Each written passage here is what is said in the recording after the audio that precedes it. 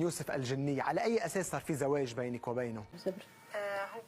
جني راجتشورا جنيتي أودو أبا مناك أبدو أودو أبا مناك أبدو جتشورا جنيتي إيرمتي أودو أبا مناك أبدو جنيتي إيرمتي سنبودا إذا تيرمتي جني سنرى دائما لما أقول أتجتشور أنا كيس جني تجرنا جت mana kana keessa jinniitu jira oggaamee kafas keessa jiraatennaan oggaareedhaaf jiraatinaan jette yeroo sanatti sagalee isii waraabbachuudhaaf natti hin mijanne زمان في كبير في بيت كبير as dubai keessa ba في بيت في كيف عايش هو منه؟ أي نفر سير وسري زربي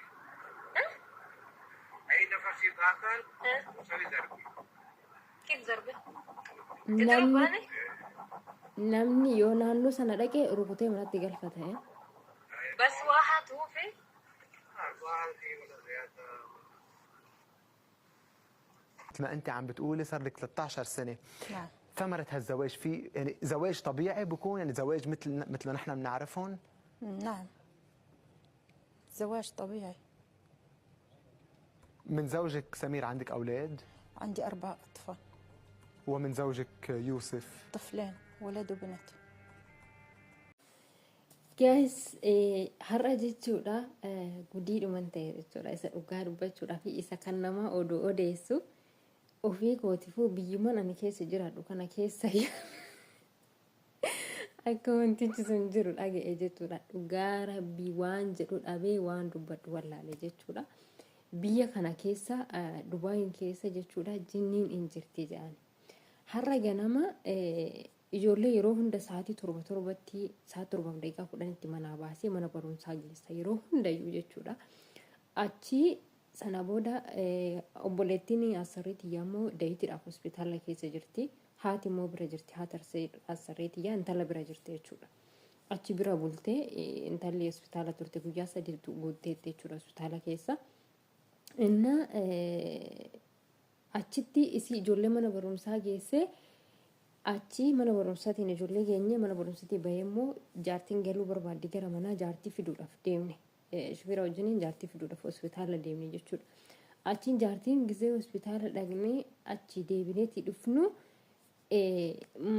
mana jinniin keessa jirtu mana kana keessa jinniitu jira naan jette mana kana keessa jinniitu jira oggaamee kafas keessa jiraattennaan oggaareedhaaf jiraatinaan jette yeroo sanatti sagalee isii waraabbachuudhaaf natti hin mijanne ani ofittuu kirkiree jechuudha isa dhugaa rabbi jechuudha kirkiree ani naa tiiktookii irratti odeessaniyyuu intalittiin isii sun jinnii heerumtee abbaan manaa koo jinniidha maaloo innaasiin jettu dhugaa rabbi ani nin kirkiree inni viidiyoo dhumarree innaan irraa waraabbadhu nin sodaadha dhugaa waaqa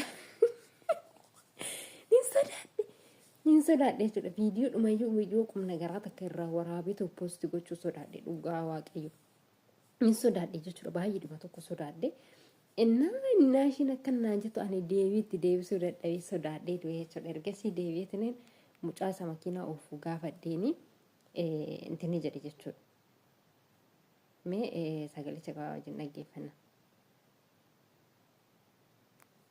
sagalee mucaa irraa waraabeen ture asinitti nageessisa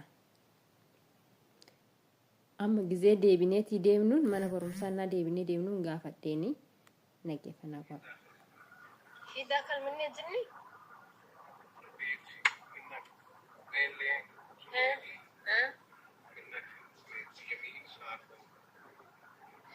كيف زمان في كبير في بيت كبير as dubai keessa ba بيت في كيف عايش هو منه؟ أي نفر سير وسري زربي أي نفر سير داخل وسري زربي كيف ضربه؟ namni yoo naannoo sana dhaqe rukutee manatti galfata بس واحد هو في واحد في ولا زيادة. أنت ليه سير داخل؟ لا استغفر الله شو بسوي انا مني أنا في سبب. لا انا ما يصير هيك هاي انا خفت اصلا يعني ماما اقول في هيك ليش هو في أنا في سبب.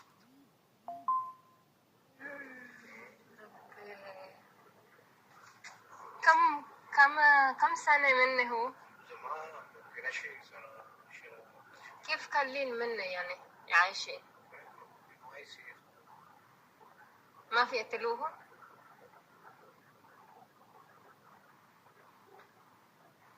كيف سوى بيت منه يعني كيف يعني كلهم يعرفون ممكن يعني كيف argitanii أردت سوى argitanii jechuudha biyya kana keessa Dubaayin keessa isayyuu naannoon ani jiru kanadha kan inni jiru jechuudha naannoon ani jiru kanarraa agam deema seetti fakkaate yoo agam fagaate jedhame daqiiqaa 15 yoo agam fagaate jedhame jechuudha naannoon ani jiru kanarraa yoo agam fagaate jedhame daqiiqaa 15 fagaata jechuudha makiinadhaan deemu makiinadhaan lafa inni jiru sanatti deemudha daqiiqaa 15 jechuudha bakkeemmoo nuti irra dabarree jaartiin natti argisiiste dhugaa rabbi daqiiqaa 2 yoon taatu asfaaltirraa akkana xiqqoodha manni jaartiin kunoo mana sana keessa jinnitu jira mana kana gurguruudha jedhanii marsaa turan garuu namni bituudhaaf sodaate naan jette dhugaa rabbi jechuudha in sodaate namni bituudhaaf naan jette amma inni lallapheen kona dhaabbatte dhugaa waaqayyo gisee namni naannoo sanatti naannoo sana namni geedhaan jiran gara mana sanaa balbala nama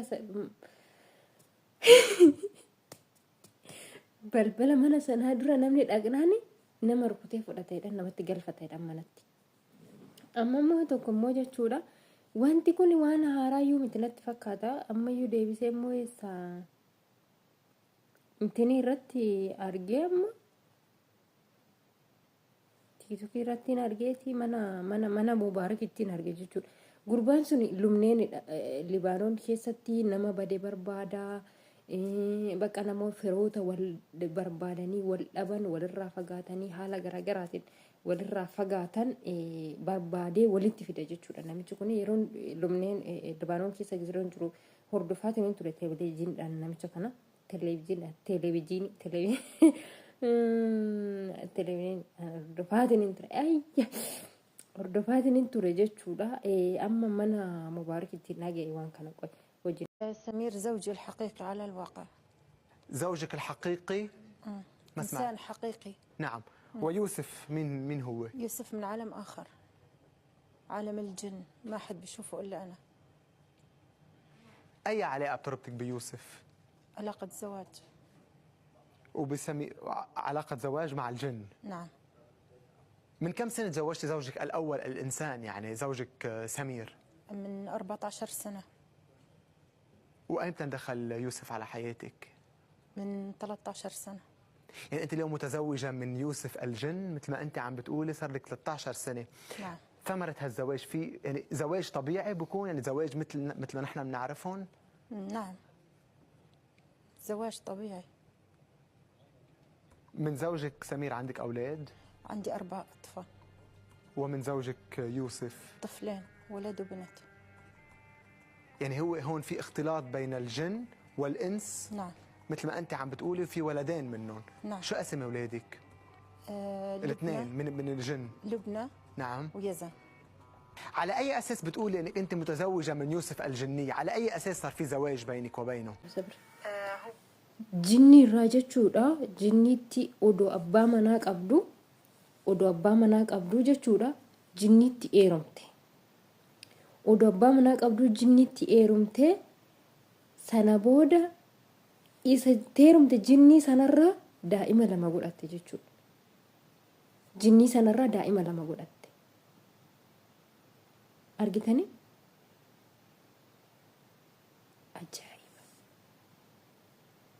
ajaa'iba wallahi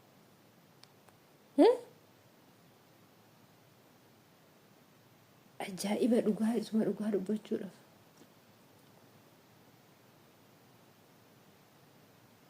akkamisaa